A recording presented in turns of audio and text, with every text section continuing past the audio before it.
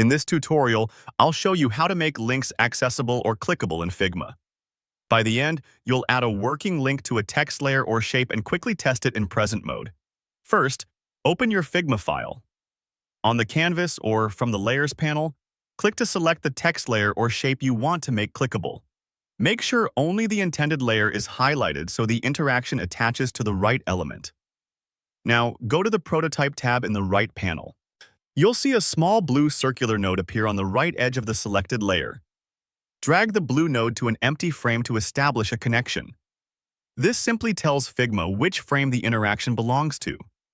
If you're adding an external website link, keep the node unlinked. Leaving it unconnected is correct for external URLs. Under Interaction Details, set the trigger and action. Change the trigger to OnClick, then set the action to Open Link. This tells Figma that when someone clicks this element in the prototype, it should open a web address. Paste your URL in the link field.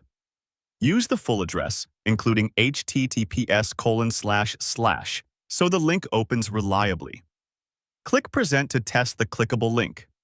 In the presentation window, click the text or shape you just set up. You should see the link open as expected.